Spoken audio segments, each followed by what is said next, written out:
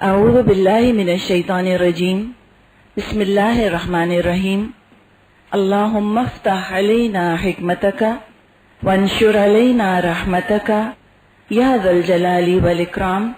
17 رمضان کو بدر ہوئی تھی۔ اسی سال روزے فرض ہوئے تھے، وہ جو ہم نے سورہ بقرہ میں پڑھا ہے نا کہ شہر الرمضان الذی انزل فیہ القرآن، یہ وہی آیات ہیں اور اس کی روح سے روزے اس دفعہ فرض ہو گئے تھے ان رمضانوں میں۔ اور اس رمضان کے بعد اب عید آئی اور مسلمانوں کی اور اسلام کی یہ پہلی عید تھی جو بدر کے بعد آئی۔ خوشی کے ساتھ اور خوشگواری کے جذبات کے ساتھ عید منائی گئی۔ سنت کے حساب سے تکبیر اور تسبیح پڑھتے ہوئے مسلمان گھروں سے نکلے۔ کھلے میدان میں نماز عید ادا کی جاتی ہے، اس لیے کہ عام نمازوں کے لیے تو چوائس ہے کہ اپنی اپنی مسجدوں میں پڑھ لی جائے، لیکن جمعے کے لیے ضروری ہے کہ جامع مسجد جایا جائے تاکہ مسلمانوں کی شان اور شوکت کا اظہار ہو۔ یہ بھی کفار کے ساتھ جنگ ہی کی قسم ہے، ان کے اوپر روب ڈالنے والی چیز ہے کہ تعداد دیکھیں مسلمانوں کی۔ اور عید کی نماز کے لیے بھی بہت زیادہ ریکمینڈڈ ہے یہ بات کہ کھلے میدان میں ہو، جس کو آج کل ہمارے ہاں عیدگاہ کہا جاتا ہے نا، بڑا میدان ہو تاکہ خوب وہاں نظر آئے کہ مسلمان الحمدللہ تعداد میں کتنے ہیں۔ تعداد کا بہرحال اپنا روب ہوتا ہے۔ مسلمانوں نے عید کی نماز ادا کی، دل اللہ کی نعمتوں سے، اس کی جو بھی رحمتیں ہوئی تھیں، مسلمانوں کے دل سرشار تھے اس کی وجہ سے۔ اللہ کی مدد جو آئی، مسلمانوں نے سجدہ کر کے نماز پڑھ کے اللہ کا شکر ادا کیا۔ بخاری میں روایات ہیں کہ آپ عید کے دن کھجور کھائے بغیر عیدگاہ کی طرف نہیں جاتے تھے، بلکہ آپ طاق عدد میں اور نمبر میں کھجور کھاتے تھے۔ ہم بھی جب عید کی نماز کے لیے جائیں تو کھجور کھا کر جائیں، 3 کھا لی، 5 کھا لی، 1 کھجور کھا لی، یہ کھا کر جانا چاہیے۔ دوسری سنت یہ ہے کہ عید کے روز آپ عیدگاہ آتے اور جاتے راستہ تبدیل کرتے تھے، جاتے ایک راستے سے تھے، آتے دوسرے راستے سے تھے۔ رسول اللہ نے حکم دیا کہ دونوں عیدوں کے دن حیض والی اور پردہ نشین، مراد ہے کہ ہر طرح کی عورتیں عیدگاہ آئیں تاکہ مسلمانوں کی جماعت کے ساتھ نماز اور دعا میں شرکت کریں۔ یہ بہت زوردار آپ نے تاکید کی ہے مسلمان عورتوں کو بھی کہ وہ بھی نکل کر مسلمانوں کے ساتھ شامل ہوں تاکہ ایک جماعت میں ہونے کا احساس ہو۔ جب انسان اپنے آپ کو ایک جماعت میں فیل کرتا ہے تو ذمہ داری کو بھی محسوس کرتا ہے کہ ایک مسلمان ہونے کے لحاظ سے میری ذمہ داری کیا ہے۔ عیدگاہ آتے اور جاتے تکبیریں پڑھنا مسنون ہے۔ تب دیکھیے تکبیر ہم سنتے ہیں اس وقت، اس قدر ایک خوبصورت فیلنگ انسان کے دل پر آتی ہے۔ جس نے خوشی دی ہے، بہت بڑی نعمت ہوتی ہے نا خوشی، اور اس خوشی کے موقع پر خوشی دینے والے کو نہیں بھولنا چاہیے، جس نے دی ہے، جس نے انعام کیا ہے ہمارے اوپر۔ اور جتنا ہم رب کو یاد کریں گے، جتنا اس کا شکر ادا کریں گے، خوشیوں میں اتنی ہی برکت ہوگی۔ اللہ تعالیٰ فرماتا ہے لَإِن شَكَرْتُمْ لَأَزِيدَنَّكُمْ، اگر تم میرا شکر ادا کرو گے میں تم کو اور بہت دوں گا۔ ہم آج کل خوشی برائے خوشی بھول گئے ہیں، اتنی نقلی ہو گئی ہیں ہماری خوشیاں، اتنی آرٹیفیشل ہو گئی ہیں۔ اس خوشی کو سیلیبریٹ کرنے میں ہم نے اتنے بوجھ اپنے اوپر طاری کر لیے کہ وہ خوشیاں ٹینشن میں تبدیل ہو گئی ہیں، اور ہم اس خوشی میں نعمت والے کو تو بھول ہی جاتے ہیں۔ اب آج کل آپ دیکھیں مسلمان خواتین کو کہاں فرصت ہوتی ہے کہ وہ صبح عیدگاہ جائیں۔ ہم تو سیلیبریشن کی تیاریوں میں ہوتے ہیں، بلکہ افسوس کے ساتھ تو یہ کہنا پڑتا ہے کہ وہ فجر کی نمازیں بھی اللہ جانے کتنوں کی چلی جاتی ہیں، اس لیے کہ رات 2-2:30 بجے تک تیاریاں کرتے رہے، تیاریاں کی اور جب انجوائے کرنے کا وقت آیا تو سو گئے۔ تو انشاءاللہ اس دفعہ جو ہماری عید اب آئے گی، کوشش کرنی ہے کہ ہم بھی تکبیریں پڑھیں۔ اپنی کیسٹس آپ کو مل جائیں گے، گھر میں تکبیروں کا کیسٹ لگا لیجئے اور آپ دیکھیں اس کی برکت، اللہ کا نام آ رہا ہے اور اس کے ساتھ ساتھ خوشیوں کی لہریں آپ کو اپنے گھر میں محسوس ہوں گی۔ اللہ اکبر لا الہ الا اللہ اکبر اللہ اکبر الحمد اللہ اکبر لا الہ الا اللہ اکبر اللہ اکبر اللہ اکبر الحمد اللہ اکبر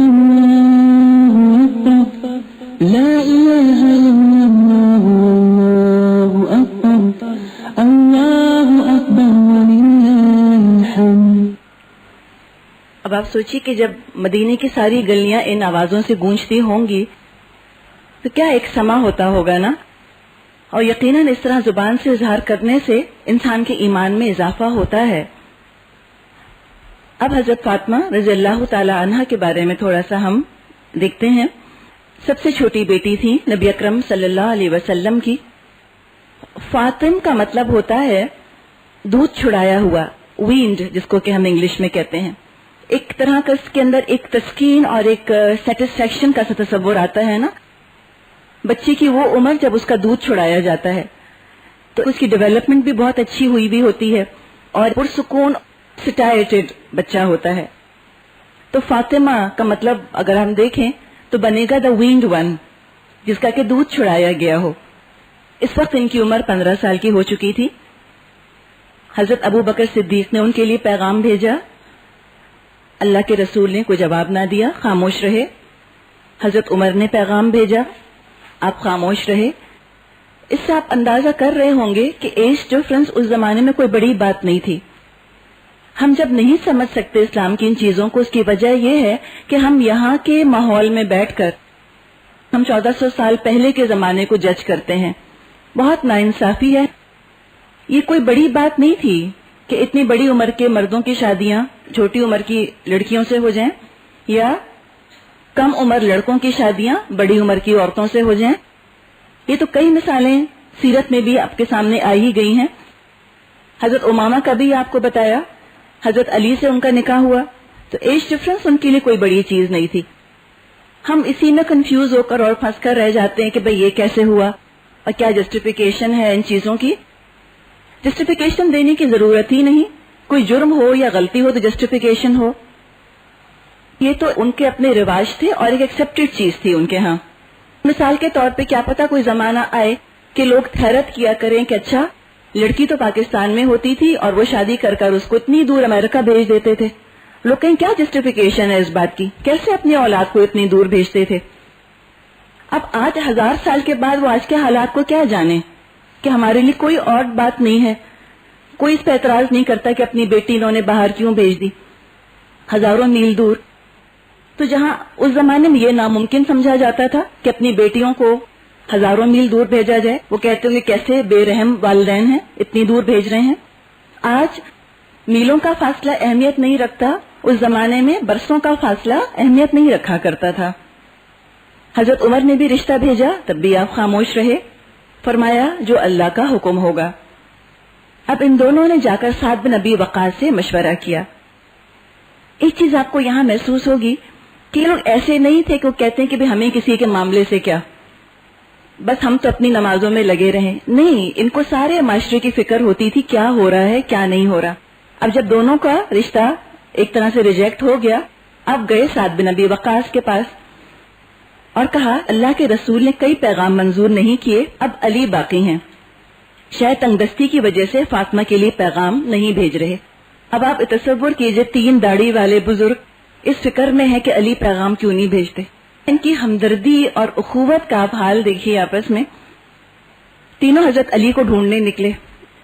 ڈھونڈتے ہوئے گئے تو جنگل میں پایا وہ بکریاں چرا رہے تھے. تینوں نے حضرت علی کو بھرپور ترغیب دی کہ تم فاطمہ کے لیے پیغام بھیجو. محبت کا آپ حال دیکھیے.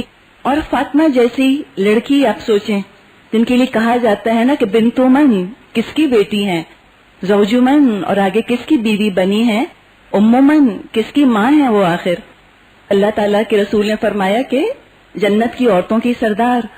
تو کون مرد مدینے میں ہوگا جو ایسی خاتون سے شادی نہ کرنا چاہتا ہو. کہا کہ آپ بھیجیے.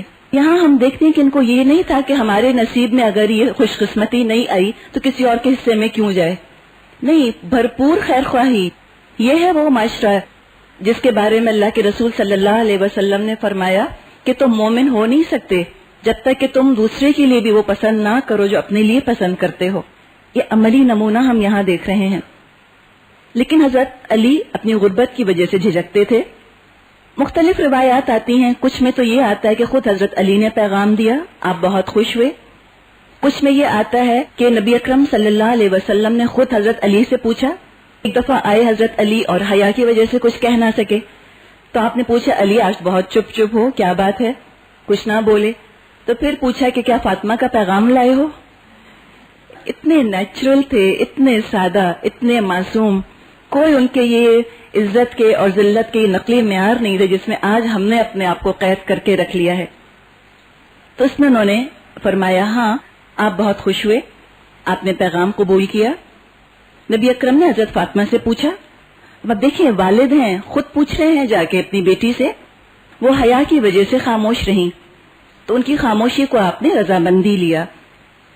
پھر یہی ہے کہ اگر عورت پہلے سے شادی شدہ ہو تو اس کا منہ سے ہاں کہنا ضروری ہے، اس لیے کہ بہرحال ایک شوہر جس عورت نے دیکھ لیا کچھ حیا اور جھجک اس میں سے کم ہو جاتی ہے، اس کا منہ سے اقرار کرنا ضروری ہے۔ لیکن غیر شادی شدہ لڑکی جس نے شوہر نہ دیکھا ہو اس میں یقیناً حیا اور شرم اور جھجک زیادہ ہوتی ہے، ایک دم زبان سے تو نہیں کہہ سکتی، تو ان کی خاموشی کو ہی رضامندی سمجھا جاتا ہے۔ اب آپ دیکھیے ہمارے ہاں یہ رواج چل پڑا کہ شادی جیسے اہم معاملے میں لڑکیوں سے پوچھنا شرم اور حیا کے خلاف سمجھا جانے لگا، جبکہ اللہ کے رسول سے بڑھ کر حیادار اور کون تھا؟ آپ چاہتے تو اتنے لوگ اور تھے، کسی اور سے کہہ دیتے کہ فاطمہ سے پوچھ کے مجھے بتا دو کہ اس کو علی کا رشتہ منظور ہے یا نہیں، لیکن معاملہ اتنا اہم ہے، پوری زندگی کا سوال ہے، تو آپ نے یہ معاملہ کسی اور کے سپرد نہیں کیا، کسی کو آپ نے ڈاؤن ڈیلیگیٹ نہیں کیا، خود آپ نے یہ بات اپنی بیٹی سے پوچھی۔ تو یہاں سے ایک اور سنت ہمیں پتہ چلی ہے کہ والد اپنی بیٹی سے خود پوچھے تاکہ وہ کھل کے اپنے والد کو بتا سکے، یا اگر والد پوچھ لے تو آگے اگر وہ والد سے نہیں کہہ سکتی تو پھر اپنی بہنوں کے ذریعے یا کسی اور کے ذریعے جواب دے سکتی ہے۔ ہم بلا وجہ غیرت اور خاندانی روایات کے نام پر اپنی بیٹیوں پر ظلم کرتے ہیں، ان کی مرضی سرے سے پوچھی ہی نہیں جاتی، اور اس ظلم کو ہم اسلام کے سر پر لا کر رکھ دیتے ہیں، اور اس سے پھر آج دین بدنام ہوتا ہے۔ آپ نے حضرت علی سے پوچھا مہر میں دینے کو کچھ ہے؟ فرمایا نہیں۔ پوچھا کہ وہ جو ذرا آرمر تم کو میں نے دی تھی وہ کہاں ہے؟ وہی دے دو۔ اچھی تفصیلات آگے ہم شادی کی دیکھیں گے، اس میں آپ یہ بات یاد رکھیے گا کہ حضرت علی کے والد نہیں تھے، ان کے والد کا تو انتقال ہو گیا، ابو طالب کا۔ نبی اکرم صلی اللہ علیہ وسلم ہی حضرت علی کے کفیل تھے، تو اب نبی اکرم پر دوہری ذمہ داری تھی، حضرت علی کی طرف سے باپ کے طور پر انتظام کرنا تھا وہ بھی آپ ہی کو کرنا تھا، اور حضرت فاطمہ کے والد ہونے کے لحاظ سے جو انتظام کرنا تھا وہ بھی آپ ہی کو کرنا تھا۔ حضرت علی ذرہ بیچنے کے لیے بازار کی طرف گئے، راستے میں حضرت عثمان ملے، انہوں نے 480 درہم 480 درہم کے بدلے ذرہ خریدی، اور پھر وہی ذرہ حضرت علی کو ہدیے کے طور پر واپس دے دی۔ یہ قیمت لے کے حضرت علی نبی اکرم کی خدمت میں حاضر ہوئے۔ آپ نے فرمایا 2/3 خوشبو وغیرہ پر خرچ کرو، 1/3 شادی کے سامان اور دیگر گھر کی چیزوں پر خرچ کرو۔ اب آپ دیکھیں نا، حضرت علی تو بیچلر تھے، بیچلر اکاموڈیشن کیا ہوتی ہے اندازہ لگا سکتے ہیں ہم، کوئی ڈھنگ کی چیز موجود نہیں ہوتی۔ اب گھر بسانا ہے، بیوی کو لانا ہے، تو اب گھر کی ضروریات کی چیزیں، تھوڑا بہت ساز و سامان تو خریدنا ہوگا، تو اس کے لیے آپ نے فرمایا کہ 1/3 شادی کے سامان اور دیگر گھر کی چیزوں پر خرچ کرو۔ اس میں آپ دیکھیں کہ دگنی رقم دلہن کی تیاری پر خرچ کی جا رہی ہے۔ 2/3 آپ نے فرمایا خوشبو وغیرہ پر خرچ کرو، جو لڑکی کے لیے جوڑا بنانا ہے، چیزیں کرنی ہیں اس کے لیے۔ حضرت علی نے مہر کے پیسوں سے جو گھر کا سامان خریدا، اس میں ایک بستر، ایک مشکیزہ، چکی، کچھ پیالے، چادریں